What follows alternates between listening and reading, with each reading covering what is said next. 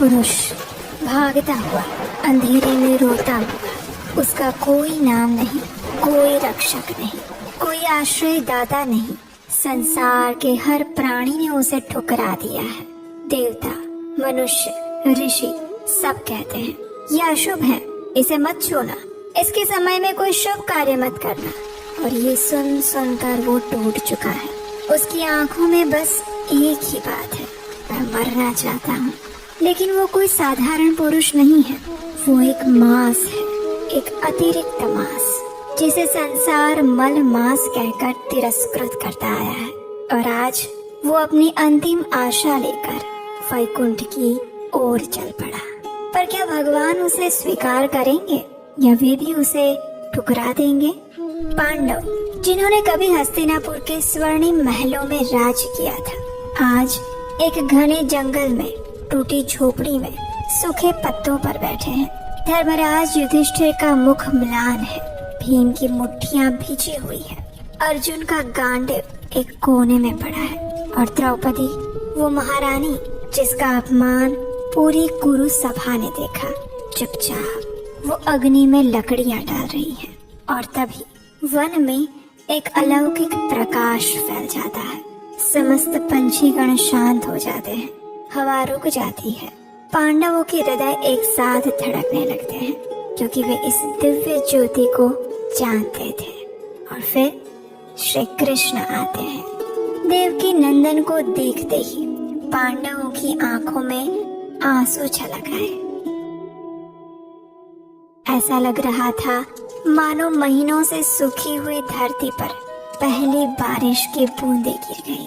उसी प्रकार कृष्ण का दर्शन उनके लिए नव जीवन साबित हुआ। सभी पांडव दौड़कर उनके चरणों में गिर पड़े। लेकिन कृष्ण के मुख पर आज मुस्कान नहीं थी। पांडवों की ऐसी दयनीय दशा को देखकर भगवान श्री कृष्ण के नेत्र लाल हो गए थे। उनका क्रोध इतना तीव्र था कि एक क्षण के लिए ऐसा लगा मानो वे अभी संपूर्ण ब्रह्मांड का प्रलय कर देंगे। और पांडव कांप रहे थे। अर्जुन ने हाथ जोड़कर कहा, हे केशव, कृपया शांत हो जाइए, हम आपकी शरण में हैं। और तब कृष्ण ने गहरी सांस ली और फिर उनके मुख पर वो चिर परिचित करुणा लौट आई। श्री कृष्ण ने कहा, अर्जुन, तुम जानना चाहते हो कि तुम्हारे दुखों का कारण क्या है? तब अर्जुन ने कहा, अवश्य प्रभु, बताइए। श्री कृष्ण ने कहा, तो ध्यान से सुनो, एक ऐसी कथा जो तुम्हारे दुखों का रहस्य भी है और मुक्ति का मार्ग भी। और फिर कृष्ण ने उस कथा को कहना आरंभ किया। अनेक वर्षों पूर्व की बात है। विधि के विधान से एक अतिरिक्त मास इस संसार में प्रकट हुआ था।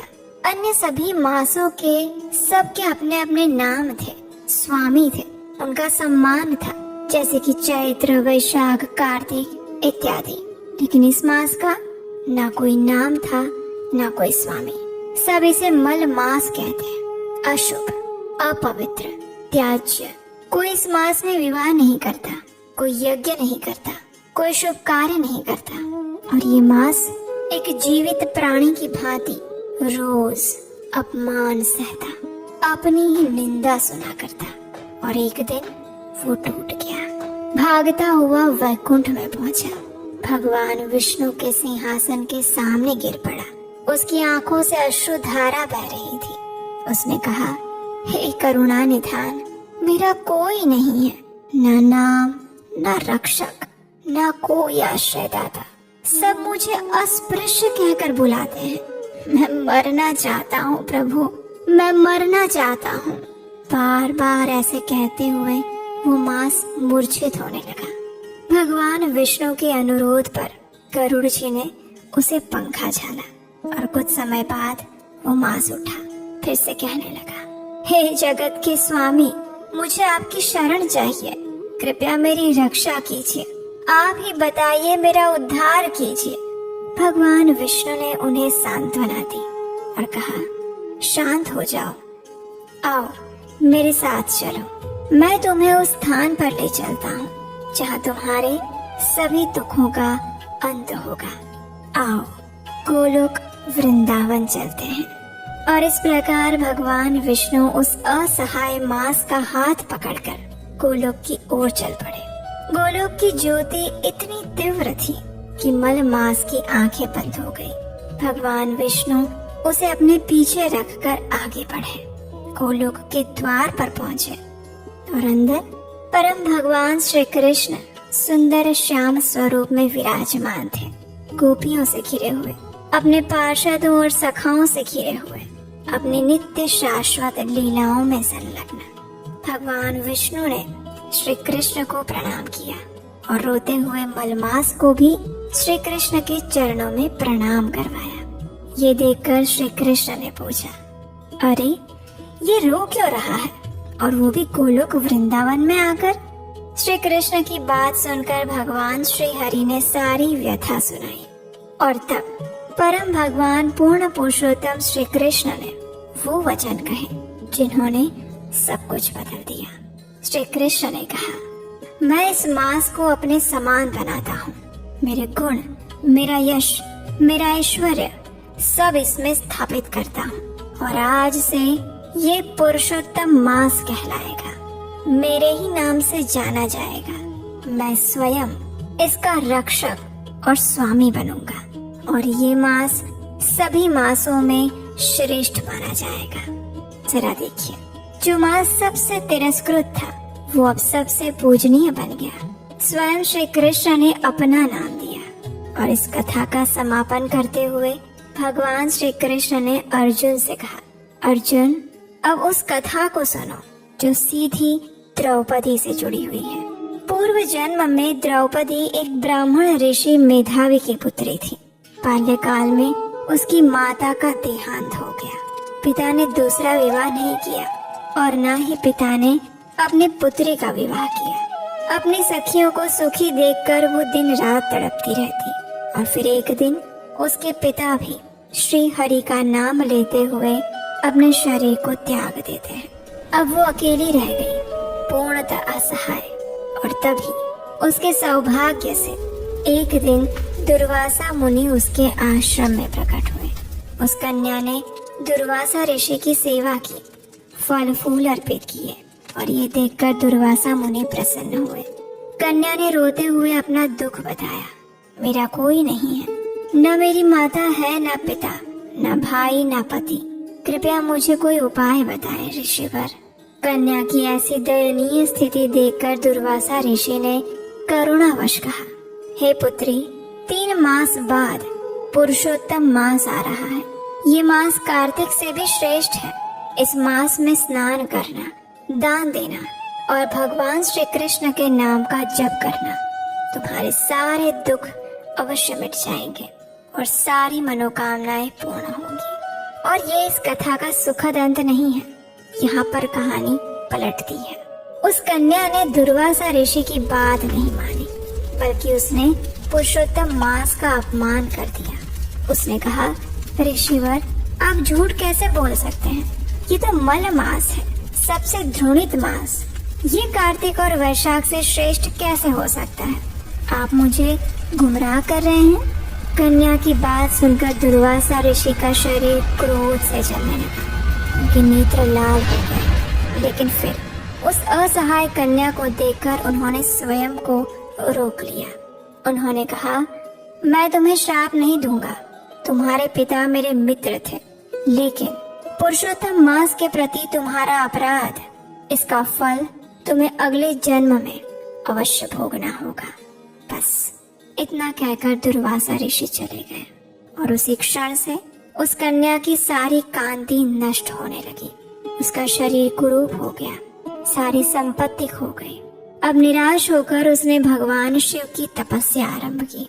9000 वर्षों तक भीषण तपस्या, गर्मी में अग्नि के बीच, सर्दियों में बर्फीले जल में देवता भी कांप उठे।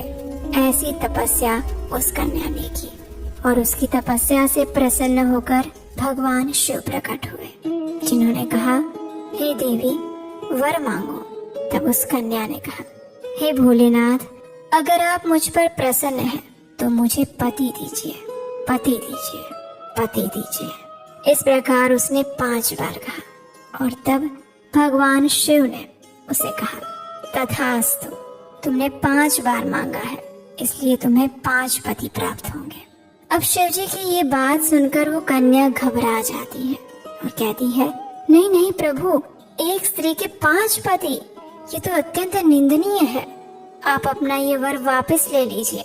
लेकिन भगवान शिव गंभीर वाणी में कहते हैं, नहीं पुत्री, ये असंभव है।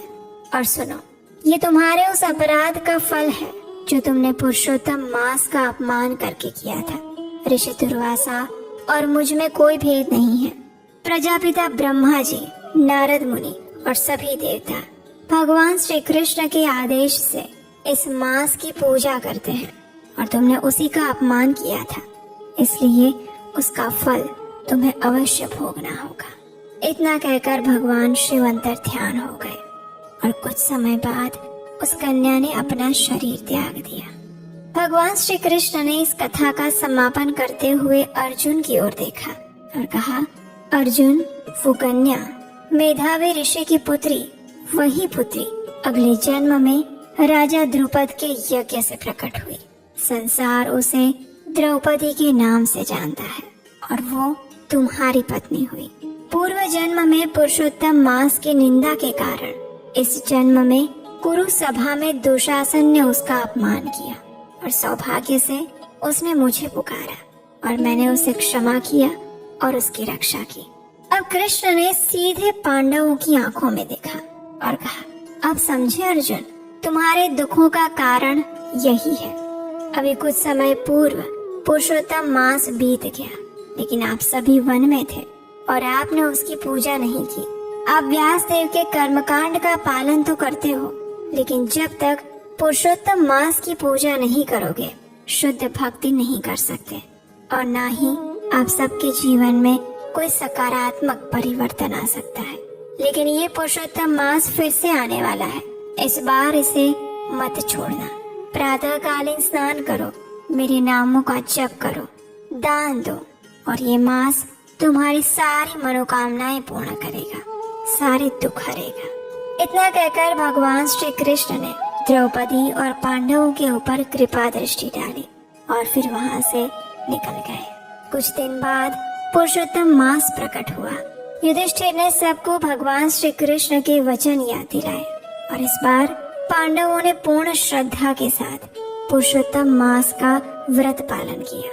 परम भगवान श्री कृष्ण की पूजा की, नाम जप किया, दान दिया और परिणाम पांडवों को उनका खोया हुआ राज्य वापस मिला, संपूर्ण ऐश्वर्य के साथ। और जीवन के अंत में भगवान श्री कृष्ण की कृपा से वे सभी आध्यात्मिक जगत में लौट गए। तो ये थी पुरुषोत्तम मास के अवतरण की कथा पद्म पुराण से।